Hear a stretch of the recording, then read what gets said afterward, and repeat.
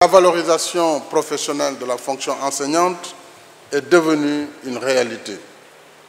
Ainsi, les enseignants fonctionnaires sont passés de 34,60% en 2011 à 71,92% en 2018, avec une hausse des charges de personnel qui sont passées de 45,6% à 51% en 2018.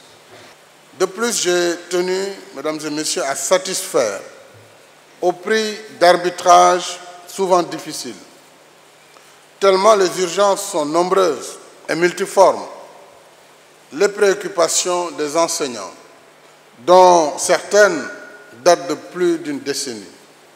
C'est dans ce cadre que j'ai revu à la hausse, dans un ultime effort sur les finances publiques, l'indemnité de logement allouée à tous les enseignants et qui a été portée à 100 000 francs CFA par mois. Au total, entre 2015 et 2018, ces 3 dernières années, la mise en œuvre des décisions du gouvernement dans le secteur de l'éducation et de la formation aura coûté 250 milliards de francs CFA.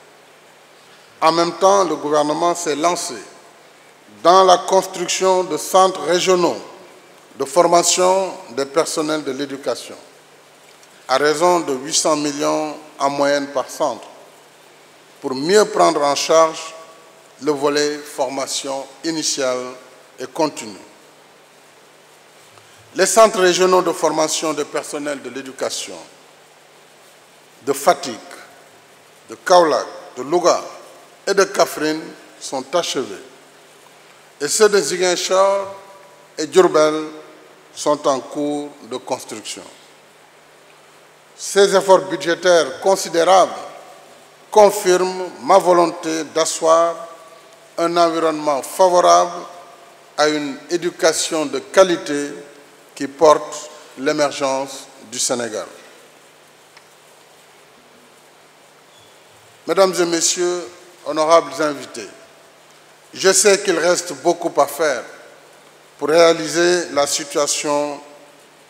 améliorer la situation sociale des enseignants.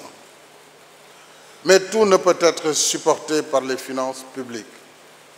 Il nous faut nécessairement inventer d'autres mécanismes de financement. À cet égard, je demande au gouvernement de réfléchir sur la possibilité de créer une fondation dédiée aux enseignants en vue de concevoir au profit des adhérents un régime de couverture maladie complémentaire encore plus performant, de promouvoir un régime mutualiste d'épargne et de crédit permettant aux adhérents de faire face à des investissements futurs, et ceci avec des taux bonifiés.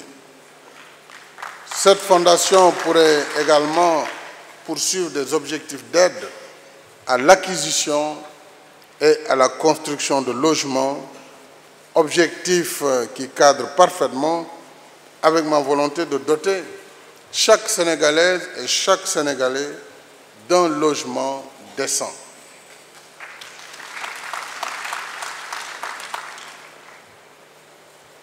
Toutes ces initiatives sont prises pour apporter une réponse à la nécessité absolue de restaurer l'enseignant dans son rôle de vecteur de connaissances et de valeurs aptes à conduire notre pays vers le progrès.